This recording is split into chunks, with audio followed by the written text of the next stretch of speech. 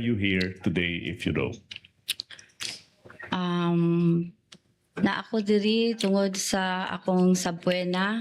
Okay. Nagipatawag ko diri sa Senado pizza August. With your permission, Attorney Ligutan, Hindi ko po maintindihan bakit parang dito hirap na hirap po siya magtagalog when in fact sa Congress po nung November, Tagalog naman po ang sagot niya.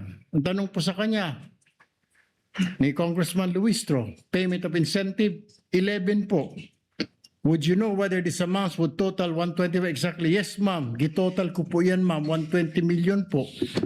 It's all puro Tagalog, Mr. President. Well, what is this? Dito po, puro sumasagot naman po siya. English, Tagalog. Yes po. Are you aware? Opo. O may authority, special disbursing officer. Kasi po, wala akong alam kung paano po i-implement ang mga confidential. Kahit po yung mga Bisaya po nakaintindi ng Tagalog, nakakasalita ng Tagalog, ano tayo sa ibang bansa? Ano tayo, mga Hapon, mga Chinese? I know, Miss Witness, you can understand. You can understand Tagalog, you can speak Tagalog dahil nandito po ito. Ilang pahina po ito.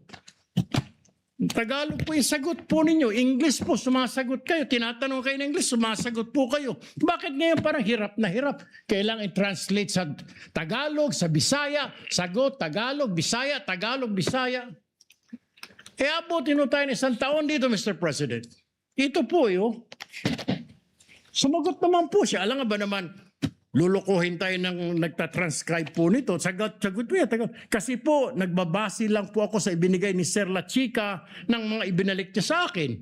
Miss Acosta, kindly answer the question. Piatos po ang sinabi ko, ma'am, na apelyido.